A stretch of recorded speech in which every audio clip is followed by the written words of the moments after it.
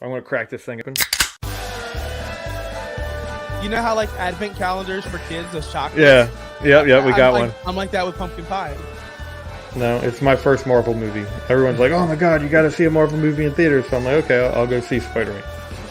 Maybe they should have been in there because I have some opinions on why Georgia is in the playoffs. They should not be in the playoffs. Oh my god. Why should Not they? you. They just lost.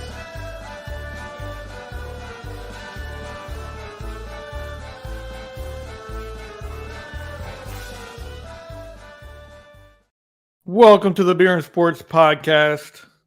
We are joined today by our one and only big-time guest today, Mike Margittai. But first, follow us at Mugs and Balls on all platforms, the network, at Fins Talk Sports Network on all platforms.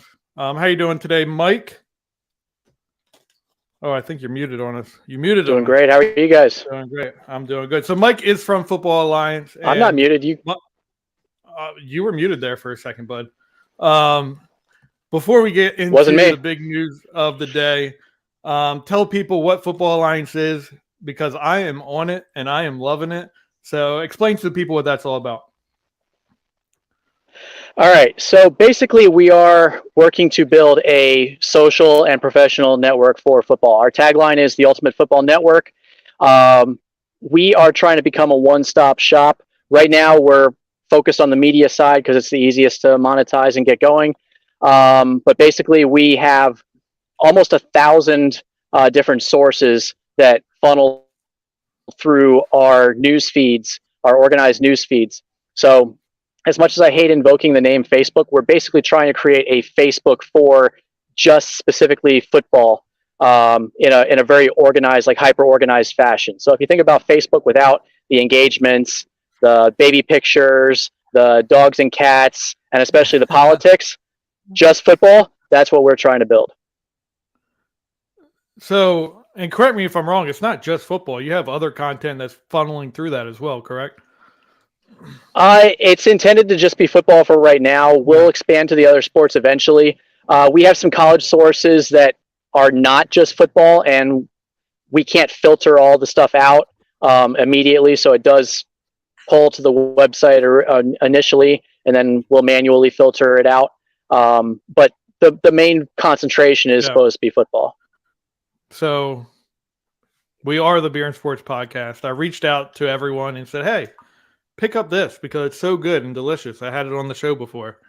Look at Mike. Hey, Kimmel, would you like to show your Kimmel TB12 and it up?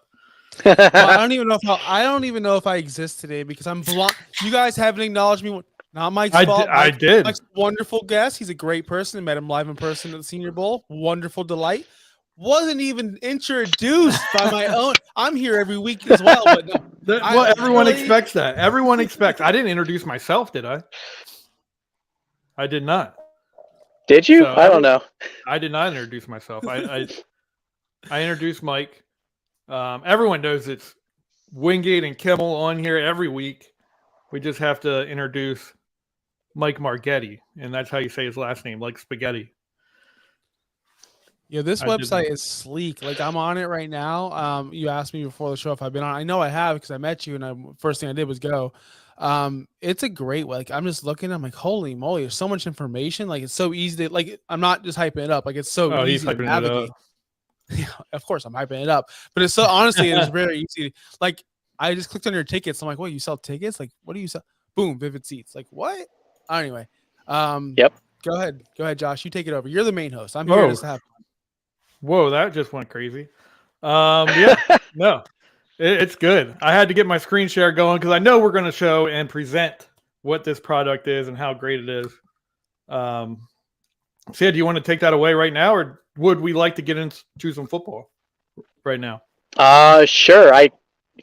If you're screen sharing, I can't see it though. Oh, I am not right now, but I am now. So yeah, can you see it? It says that it's trying to load. Yeah, there we go.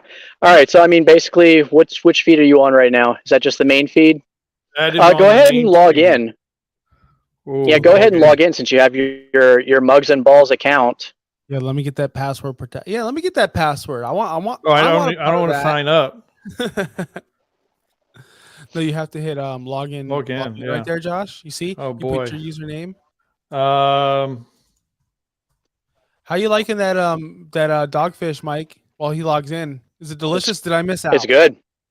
Gosh, I knew it. It's pretty delicious. You're missing out right now. Yeah. oh, I like wrong their password. I like their sequence. Have you had their sequence? It's more like a margarita. Delicious. I have not. Oh, I so a little honestly, spoiler here. A little spoiler. Dogfish at their brewery, they make a mule with their sequence, and they make it a frozen drink. Fantastic. interesting. But I'm gonna Yeah, need I you guys' actually, password. Josh, Wingate, do you need me to send you the password? Uh, You're struggling right now. I am. I'm gonna Yeah. pull it up right now. Yeah, Josh, just mute yourself. Me and Mike, we're gonna have a conversation real quick while you figure this out. Now, I do want to know, Mike, since you are on the move, you are moving out west. I know this has nothing to do with your website, but I need to know: are you paying attention to our Rays? You are a St. Pete native. You move away, and they're the best team in baseball of all time. I have not tried to jinx it at all. I am far away. I have not watched an inning. I've seen the scores. I kind of felt like once they got to like 7-0, 8-0, I was like, I should probably not be a jinx and start watching now. So maybe now that they've lost a couple, I can start watching again safely. I'm super excited for them. I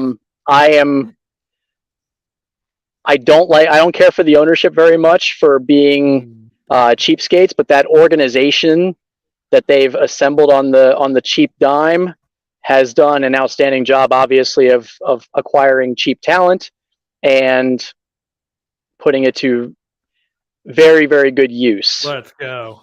We had I don't There know we if you go. saw last week. We had Pat Donovan on from 620 WDA. I don't know if you listened to that sports radio station.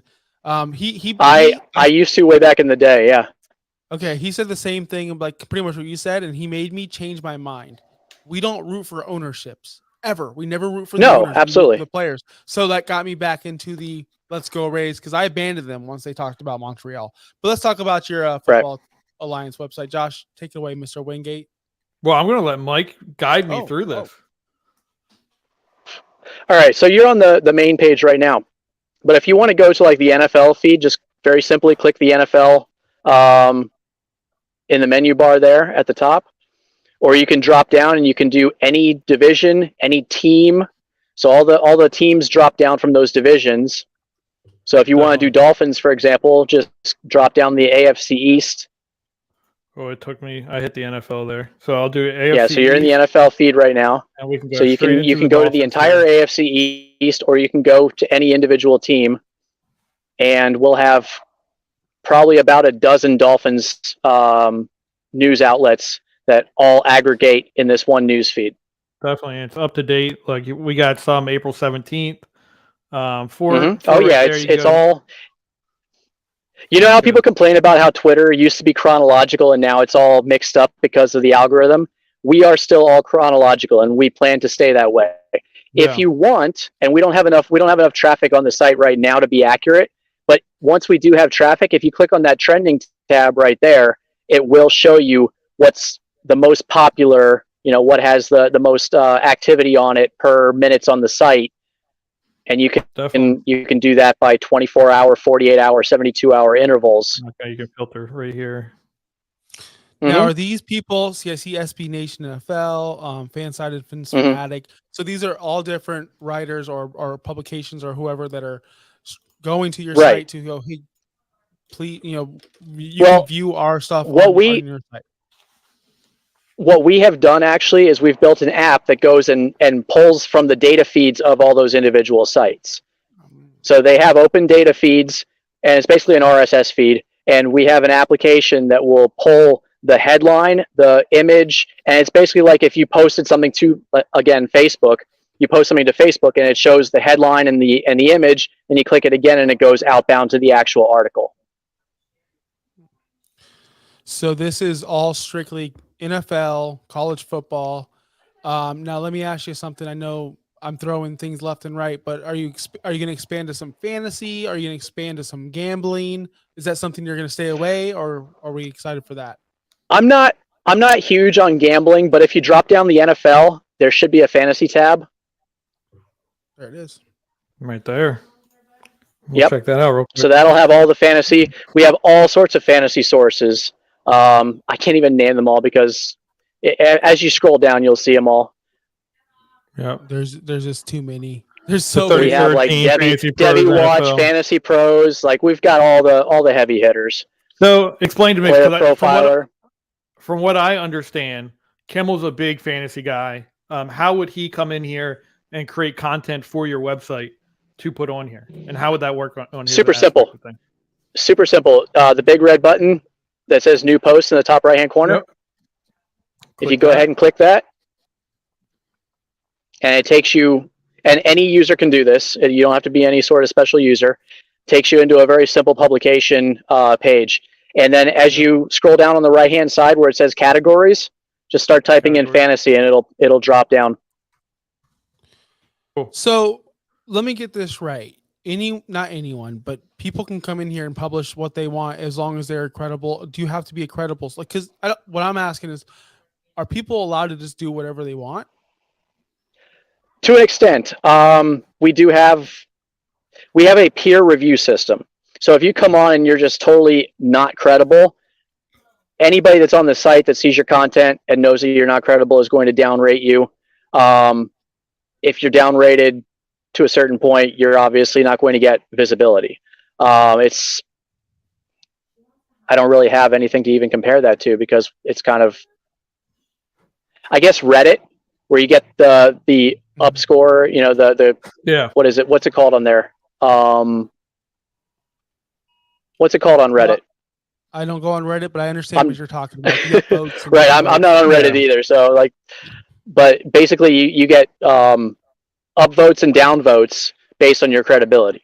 So we're on a 1 to 5 scale. So if you're really good, your peers are going to rate you a 5. If you're really bad, your peers are going to rate you a 1, and it'll reflect in your overall score. Nice. So again, we'll use Kimmel as an example. Why would he come to your website and put product out there, put posts out there, and put his content out there for your site?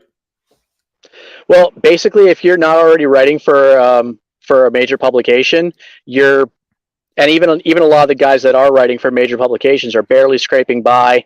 Some of them, it is just their side gig, and not their main job. And we're not saying that we're going to like change anybody's life or anything, but we pay out a percentage of the revenue that your content brings in. So if you create content and it brings in 1,000 page views, you're going to get, we have a $2 RPM on content creation. So you're going to get $2 for every 1,000 views that are on your content. And then we also offer pay for if you share content. So it can be your own content that you're sharing, or any other content on the site, any page on the site. It doesn't even have to be content. It can be literally just that Dolphins feed or the fantasy feed or whatever. And same deal, you get a $2 RPM. So 1,000 page views that you generate in, you get $2 paid out. And I mean, we'll get into the whole Facebook thing here in a little bit, but from my understanding, from the aspect you were at before, it's not unlikely for you to get multiple thousands of views on your site once you're up and running and getting full threat. Like you're getting hundreds of thousands of views on your site at a time. Right, absolutely. Again, I'm not gonna make any promises that we can't keep. But if you already have a large following and you share content regularly from our site, you're going to generate some revenue. So even if you want to just give it a trial run for, a few posts here, a few posts there, and see how it does for you, we are more than happy, obviously, to have our content shared. It's driving in traffic for us and generating revenue for us, but then we're sharing a portion of that revenue to, the people that actually bring it in for us. Yeah, definitely. I like the point where you said if you're starting out as a content creator, getting it, because I imagine it, we were all there starting out in this football, trying to build into the business, get there. It's tough. Like not knowing where to go, jumping from I don't know, small little website where someone's trying to create something out of nowhere, and building off of that. This gives you that opportunity. You don't have to be affiliated 100% with Football Alliance. You just want to put your content out there on the site. You have that full opportunity, and you don't charge anything for it. You just allow someone to go in there and create their content. Right, and not only do we not charge, but we pay. You know, we pay a fair portion for what is generated in through that content. So I mean, again, I hate invoking Facebook, but if you were to they have these note features, right? And I know that Twitter's trying to do notes with long form and stuff like that also. Yeah. But if you wrote an article on Facebook in the notes and you post it, you wouldn't be making anything from it. You're generating traffic for Facebook, but you're not actually profiting off of that. For us, we took that idea and we're like, well, how can we also incentivize it for the creator? And that's where we came up with the idea that we would pay out a portion of whatever revenue comes in. Now, we are minimally monetized right now ourselves. Right. And as our traffic picks up, we're going to be able to get better and better ad deals. So those revenues are going to go up and the percentages are going to stay reasonably the same. So as we grow, we can then pay out more to all of our contributors. So Kimmel's ready to ask a question. Well, I just have one question. Let's go. So you mentioned like if you're not credible or you have no source, like I don't want these people that are going to watch this to go, well, I'm not credible. Like how can I start? I'm going to get these down rates. Like, so how would you, I guess, encourage someone that is trying to get out, trying to make a name for themselves, to actually get on your site, to write an article, to get known? Because I'm just afraid, not me personally, but other people are like, man, if I'm nobody, I'm writing for nobody, how am I going to get known? What's the best way to go about that? Should they contact you first or should they just post away? I mean, anybody's welcome to contact me. And basically what I would say is just start creating. Being credible, when you start creating anyway, the credibility will come as you continue to put out good content. So you're not going to get downgraded just because you write, you're new. You're not going to get downgraded just because you're new. If you put out bad content, that's when you're going to get downgraded. So as long as you're not putting out bad content, you have nothing to worry about. In fact, that's how you build up your credibility, is if you put good content out and people start to notice, they will then appropriately rate you and you continue to grow from there. Yeah, I think ultimately what you have to worry about in a community like this, because ultimately I believe I saw you have a forum on here, and it's just a community-based website, is from what I'm gathering from this. And at the same time, what you have to worry about is spam. I think people ultimately are going to downgrade spam real quickly. Right. They're going to be aware of that. I think when you get around a community-based website, oh, we lost them again. When you go around a community-based website, people are more encouraging. People are more excited for new people to get going. They help them out ultimately. I don't think you have to worry about that. But when he gets back, we're going to talk about Jalen Hurts. We're going to talk about Tua. I'm really excited to hear what he has to say about Tua, because I've said it on this show before. This is my guy that I go to when it comes to quarterbacks.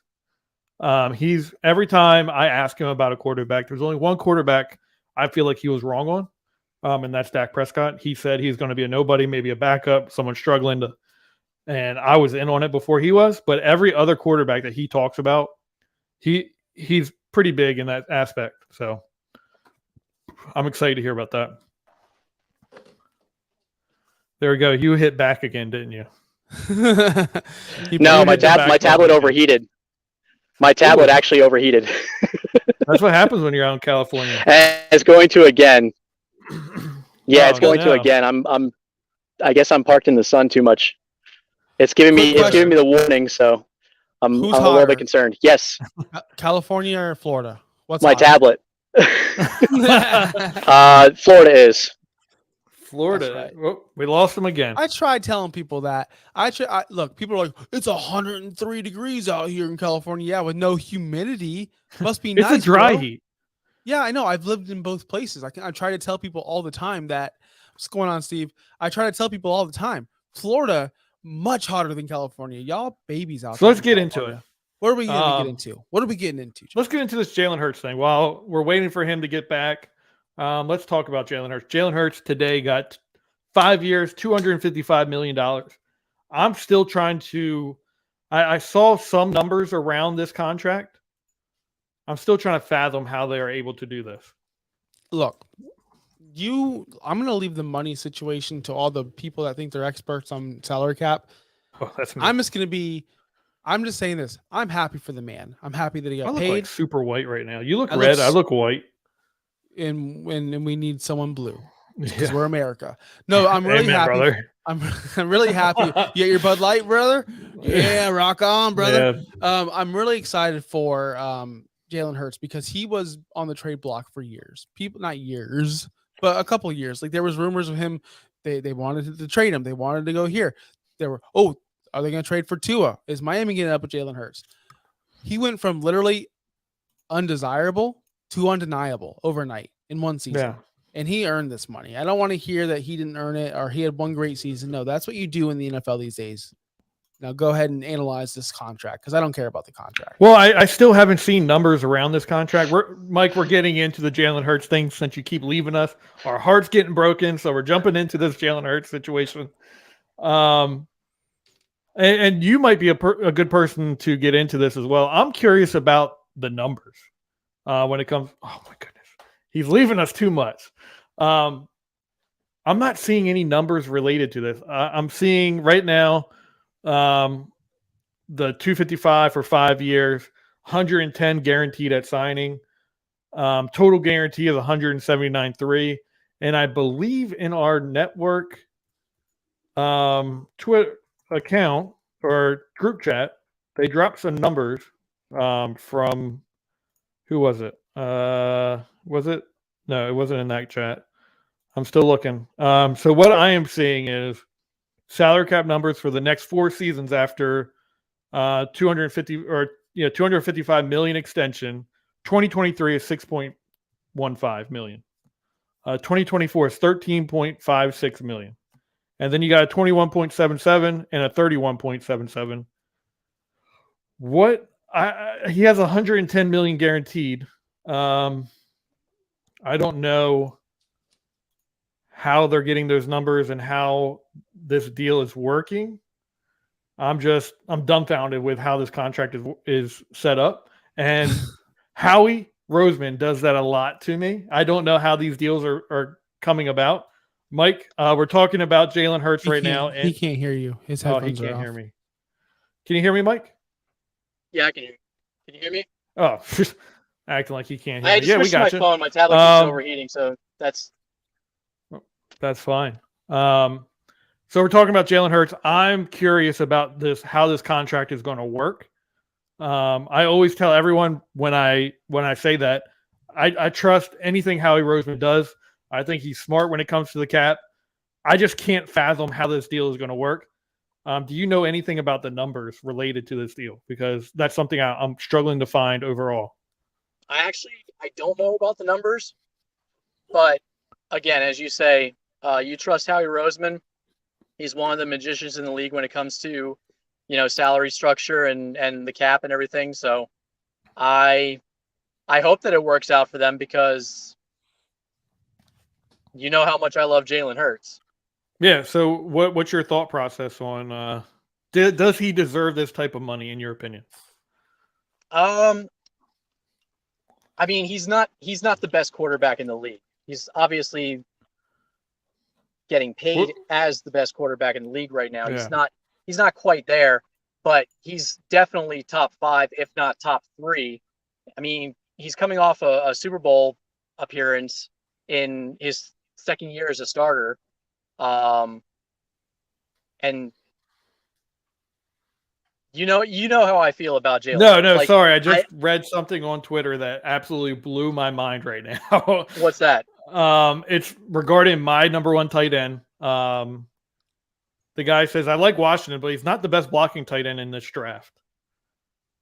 And that statement alone. Who does he say? Who does he say is? Mayer is a better blocking tight end, he says. Sorry, that blows my mind. But we can keep going. Sorry about that. Well, yeah, go ahead. Like, I don't know who is my biggest victory lap. You've known me for long enough. Yeah. Who's my biggest victory lap between Mahomes and Jalen Hurts? I would say Mahomes. I think having someone that that would be your ultimate dunk. You said I would take him number one overall. He's the best quarterback. He's going to be a superstar in this league. He is going to be the next great, basically, you said. And I remember you and I we started a podcast together as well. And it was kind of like a back and forth thing where it was kind of messing with you, but ultimately I felt like he needed to go to a great situation. We both could be right because he did go to a great situation. But you held firm on your belief in that Patrick Mahomes is going to be a superstar at the next level, and he's the next quarterback that everyone is trying to get in the league. So I feel like that's your ultimate dunk. What is the common denominator that you see in all these elite quarterbacks? Because a lot of people just lazily call it factor, and I want to go a little bit deeper than that. I'll let Kimmel answer that because I know what you're going to say. I'll let Kimmel answer that. I don't know. No, I want to hear it because I don't know. I truly don't know. I'm not going to. But if you had to guess, what would you think that would be the ultimate key factor in a quarterback and what you're seeing in all these guys?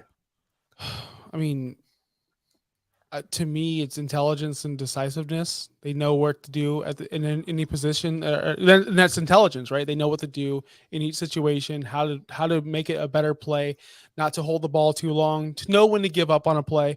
That's what I would say, in my opinion. But I want to know what Mike says. Those are all important. Those all have baselines that you need to exceed in order to be successful. But the ultimate thing that I notice with the elite quarterbacks is their competitiveness. They absolutely crave that competitive environment. They crave needing a touchdown late in the fourth quarter. When you see Mahomes in that situation, he is alive. He is electric. The light in his eye is fully turned up. You know, you see some quarterbacks and they look like deer in headlights in clutch situations. And then you see Mahomes, you see Burrow, you see Jalen Hurts, you see Tom Brady, you see Drew Brees, just that you see a spark in their eyes in those moments. I very distinctly remember a post-game comment that Drew Brees had when he set the record for completion percentage in a game. It was like 24 of 25 for the game, whatever it was. And in the post-game interview, they asked him what he was thinking about, and he's like, I really wish that I had set my feet properly on that flat pass to the fullback. That was his only incompletion of the game. You know, a guy that can be 24 of 25 or whatever it was. He had one incompletion the whole game, and that's the one thing that he's thinking about that's driving him forward, you know? And you get that same sense, or at least I did, even in college, from Patrick Mahomes. You got that same sense from Jalen Hurts. They're always fueled to do more. They're motivated to do more. They always want to win, but they always want to take the little failures in that win and still get better moving forward. So did it scare you when Trevor Lawrence said he doesn't really care about football as much? I know Josh scared me. That's why I'm asking you, because to me, I'm like, whatever, dude, he's chill. Well, yes, it's a little bit scary from like I'm saying, the maniacal competitiveness. You also have to compartmentalize and know where your progress lies, and what you have to have reasonable expectations overall, but in the moment you want to be basically a perfectionist. I mean, Tom Brady, we know all the legendary stories about him being a perfectionist in practice, running a certain play over and over again until it's absolutely right before they'll move on to the next play. So I mean, and Trevor's not there yet. So we'll see if he gets there. But Trevor's just kind of, and Justin Herbert isn't there yet either. Yeah. Justin Herbert, one of the knocks on him coming out was, he's a little bit timid. You don't know if he really has that competitive fire. He obviously has it to a certain degree, but we don't know if he's got it to the point that he's going to transcend and win Super Bowls. I could tell you, you can be a very, very, very good quarterback just because you're super talented. I could tell you extra. The common denominator is long hair. Kimmel, he doesn't have that extra fire in him. You watch him, like that long hair is taking that fire out of him. You need to cut that hair and you need to get that fire going. Well, let me ask you this, Mike, going back to the competitiveness of the quarterback position for real. Like, so we see Kirk Cousins. You like that? He's always into it. He's very competitive. He gets into the winning streaks, and he had the away. Hold on, they had the away game necklace thing where they were really into it. He was really into winning. You can tell he really cares. When he went on the Manning cast with Eli and Peyton on Monday Night Football, he did not care about the game. He kept on asking them questions to get better. Like when you remember that, we don't put him in that elite class, and it's because is he not talented enough? Because he has the want, he has the care. He doesn't have the skills. I mean, I think he's great. I love him.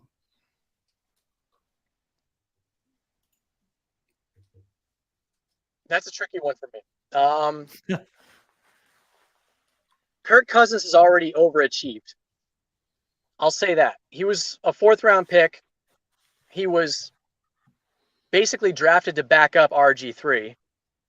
He was never intended to be the starter, so he's already overachieved. There were signs that he had that extra it factor, competitiveness back in Michigan State. I mean, he went toe-to-toe with Russell Wilson, one of the greatest games. I mean, the Big Ten's boring usually, but, when Wisconsin and Michigan State went head-to-head, Cousins against Wilson, that was a hell of a game. And I if I recall, Michigan State won that game, right? It was on like a Hail Mary at the end. You know better than me, man. Yeah.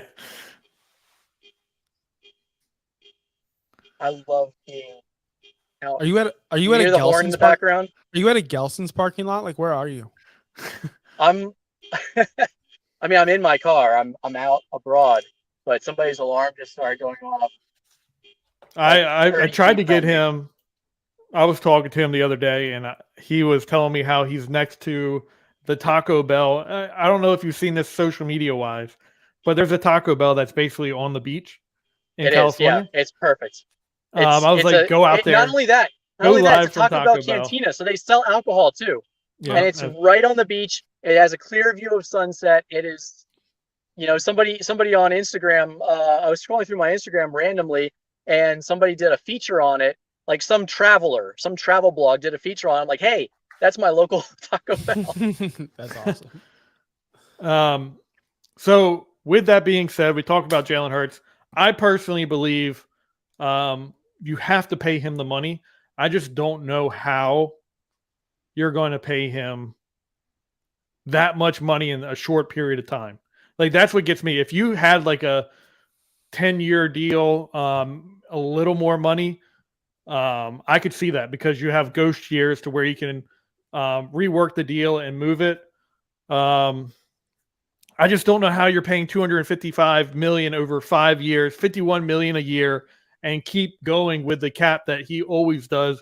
I know it's going to blow my mind. I know there has to be ghost years behind this deal somewhere so he can rework because he always does that. I just don't know how it's working.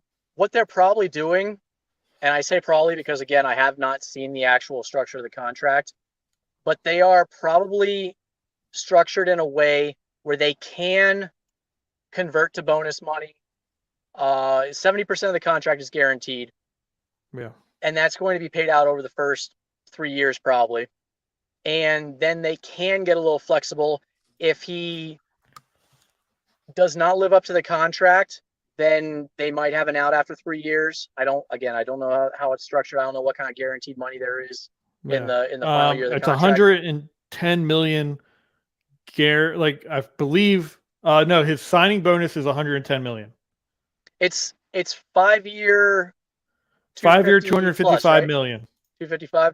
And then 170 some odd is guaranteed. Yeah. So that'll probably be paid out total over the first 3, maybe 4 years. And then if he does live up to the contract, then they're going to do another extension. What the heck? So you They're gonna have do a an signing extension. bonus of 23 million, guaranteed at signing 110 million, and total guarantee is 100. Let's just say 180 million. Right. The total guarantee it's what's important. Yeah. Guaranteed at signing versus guaranteed overall. It's just a matter of when he gets the money, but it's guaranteed either way. And from my understanding, I'm assuming these are base numbers, but 2023, which we don't have to worry about because that's this year, it's an extension. So he's working off of this deal. I'm assuming 2024 is 13.5 million. And then 2025 is 21.77 million.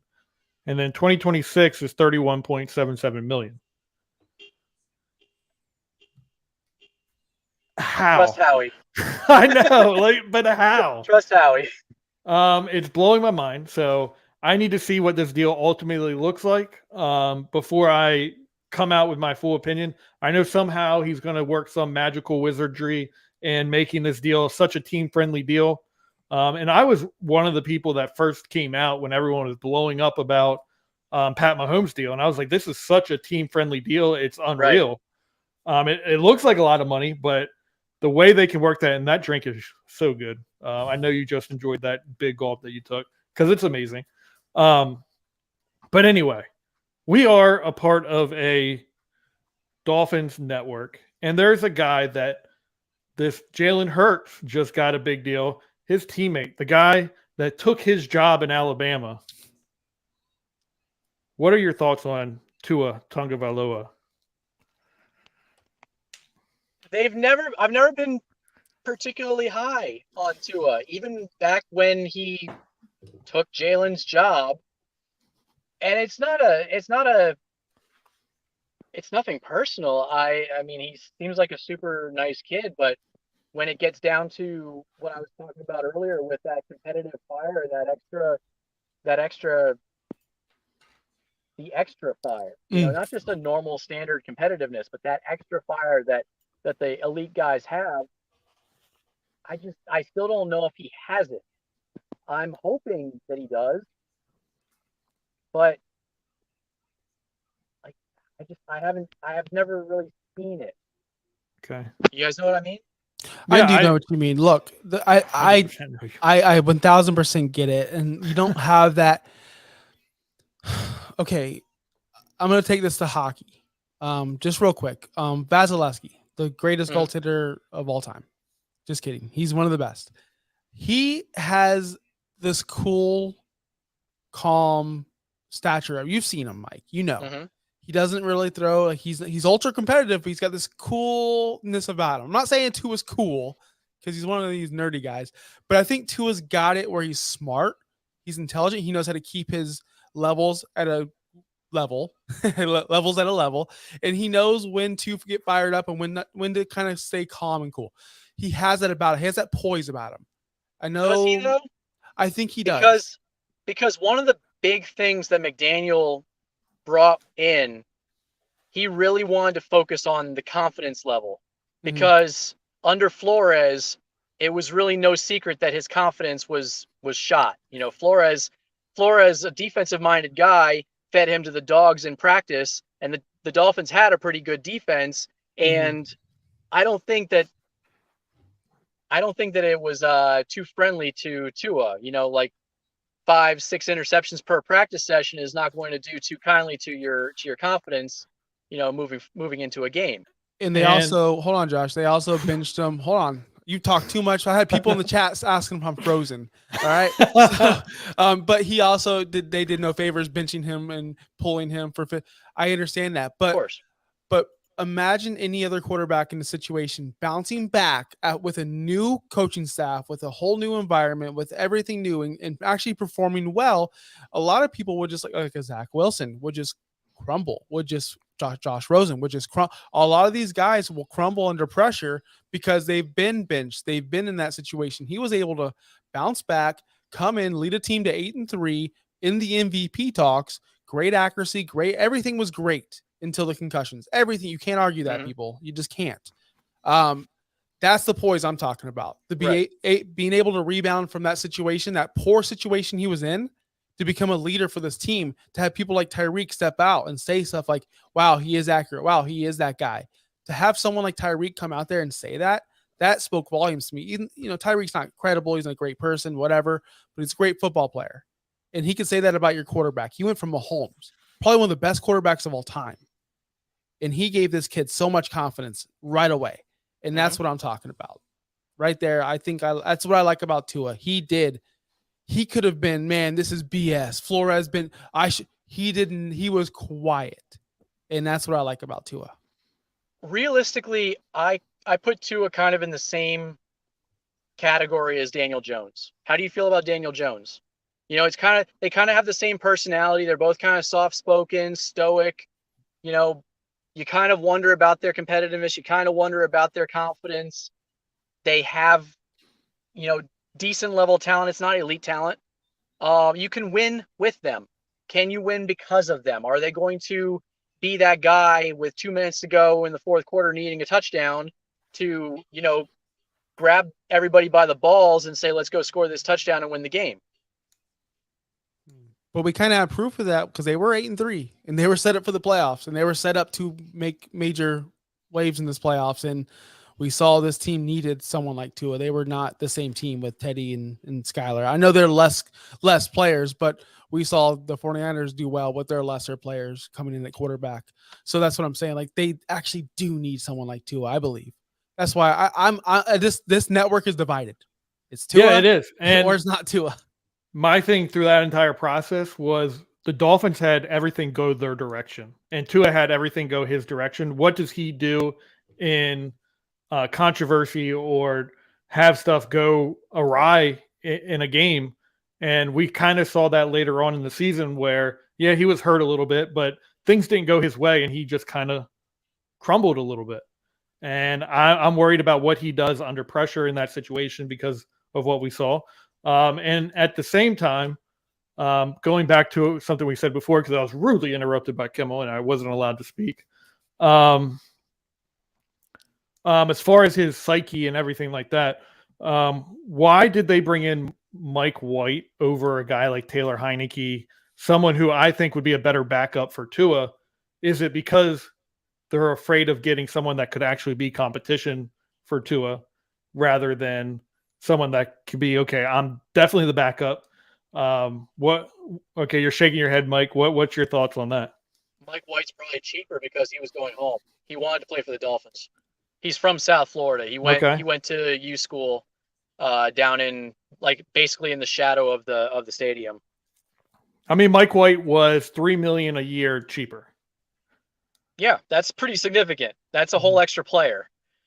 Yeah, I mean, but when it comes to quarterback, backup quarterback, is it really? Especially when the level of play is so much different. Is the level of play so much different? I think Mike White's won games. Mike White can play. Yeah, Mike. Here's the thing of Mike White. Mike White will win a game, and everyone will go, "Oh my God, he's the greatest quarterback ever. He's going to be the starter." White, yeah. And then he just crumbles from there. At least Taylor Heineke has won a playoff game. He has shown to do something, and now you have a quarterback like Tua who gets injured a lot. Why not get someone with that experience behind him, especially when you are, and with this roster in a win now scenario? Why not get that player that can take you over the next level? Well, because you want another situation where he's looking over his shoulder at Fitzpatrick. And Taylor Heineke has won games in very similar fashion to what Fitzpatrick has won in the past. You're bringing in a guy that's very similar in that regard, and you really, if you want to keep his confidence high and get the most out of him, you don't want to bring in somebody that he's going to feel threatened by. Cool. So just a roll call here. How do we feel about Tua? I'm against him. I don't think he can win a playoff game. I think he will struggle to get into the playoffs in his career. We already know Kimmel's looking at me like I'm crazy. You sound like an idiot. You sound like one of these uncredible people on Football Alliance that are going to get downvoted. How? What has he done to prove that to you? No, I don't. Look, we only have a little bit of time, and this is a whole podcast. What I'm telling you is he was in a position to win a playoff game. They would have won that playoff game if he was in there. If they didn't have Skylar Thompson, they would have won that football game. Period. Hands down. Period. I don't understand how you can sit there and tell me anything different. I really don't understand this. I think the scenario is different. I never heard this amount of stupidity from you. No offense. No, I do think the scenario is 100% different with Tua in there rather than Skylar Thompson. I hope that he can. I just feel like he's somebody that you can win with, but not necessarily win because of. When he was at Alabama, our buddy Ryan Boer would say that he was playing with pocket aces. And it's easy to win games when you're playing with pocket aces. How do you play when you've got a 3-8 offsuit? That's. I mean, he's doing that in Miami right now. No, he's got pocket aces with Waddle and Hill. What do you mean? Yeah, that's what I'm saying. Yeah, he's doing that right now in Miami. He can win when he's in that kind of situation where he's playing with a loaded deck. Well, can we say the same thing about Joe Burrow then? Because he's playing with a loaded deck as well. I mean, a lot of these quarters, Jalen Hurts, he's playing with a loaded deck. He's got AJ Brown and Devontae Smith. What was he before AJ Brown? Right? He was good, but he wasn't as efficient of a passer, and he wasn't. That's what I'm saying. You got to play with a loaded deck in this NFL. You have to. Situation does matter. I absolutely agree with that. It absolutely does. Look, like I said, I hope he can. I hope that he succeeds. I just don't know if you're going to win because of Tua. I hope that. Is there only about 3 quarterbacks that you can win that can do that though, like Mahomes or Josh Allen, or there's only a certain amount. There's only a handful of quarterbacks. It's funny you bring up Josh Allen too, because that was one of my misses. Because I didn't see that when he was in college. I didn't see any big game that he played in. Like, granted, he was at Wyoming, but any big game that he played in, he kind of crumbled under the pressure. He played against Iowa. He played against Oregon. He played against Nebraska. He had miserable games in all those. But you also had to compartmentalize the fact that he was playing with a significantly weaker surrounding cast than the defenses that he was going up against. Yeah. Like, he's an insane talent. It's kind of what you wonder with Anthony Richardson in this year's draft. He had so many drops and, just poor receiver play and poor offensive play around him. But he's so elitely talented. Does he have that extra competitive nature and everything to put it all together to become the elite overall player and actually win meaningful games? Yeah. Go ahead, Kimmel. No, you're going to go because I don't have anything. That was a perfect way to end the show, in my opinion. Yeah. So before we do end it, I do want you to do that last pitch on the website, footballalliance.com, because I really do love it. I'm excited for it. I think the opportunity is there for anyone that wants to get into content creation, anyone that is in content creation, to just have another avenue of somewhere to post your content and have it be seen by thousands upon thousands of people. Give us that last elevator pitch of your show. All right. So at the absolute baseline, if you just want to consume news, you have organized news feeds from hundreds of different sources on spot. You don't have to go to SB Nation and SI and all these different websites. You have it all in one organized feed. If you do want to create content, we also have that platform for you, and you can earn a fair share for content that you create. And what we especially would like is for people to get on and share the content that's already on the site, circulate it through your audiences, help bring your audiences to our platform, and you'll also get a fair share for the traffic that you generate to our site. So realistically, there are 2 separate ways to make money, but even if you don't care about making money and you just want to consume the news, it's all organized for you right there from hundreds of different sites. Cool. Great. Well, I was gonna say I've already bookmarked it, saved it. I'm gonna be on There it. you go. It's literally because it's actually phenomenal. You say it's like the Facebook of football or whatever. I think of like more of a not a Netflix because I don't really watch them, but like if you want to go and you want multiple like any kind of genre, horror, whatever, it's like boom right there. Go to Football Alliance right here. I'm not Right. This is straight for me. I'm like, who do I want to the- see today? Anyone. Yeah. Anyone Yeah, I the want. thing that I hate about Facebook is that it's an everything site. You know, Twitter also. Twitter and Facebook, I never even use Facebook anymore aside from business purposes. But any of the major social media sites, they're not niche. We are niche. They Yeah. are everything sites. They are collective of everything all in one, like all in one big poop. You know, there's no separation. There's no tab for your engagements. There's no tab for your baby pictures and your animals and everything else. It's all just thrown in together like what was the I had a food term for it that I used in my actual description on the website. But it's all a chop suey. You know, it's all chop There you suey. go. I We was gonna are say organized. We are structured. We are compartmentalized. So it's all football, but it's also all football in a very organized fashion. No, I like it. And again, Mike Margittai, footballalliance.com. Make sure he's also on Twitter. Reach out to him at Draft Maverick. He's Draft Maverick on everything. Probably that's his email as well, draftmaverick at footballalliance.com. That's what I would assume. Send that email, see if you get a response back from It's actually sender. Mike at footballalliance.com. There you but go. That's crazy I because it's Draft appreciate Maverick everywhere else. But I appreciate you coming on. Again, Josh Kimmel at Josh Kimmel OUS. Follow him. I'm Josh Wingate at 302 on Twitter. And then we're Mugs and Balls, Facebook, YouTube, Twitter, and Twitch. Make sure to like and subscribe. Appreciate you coming on, Mike. Until next time. Appreciate you guys having me.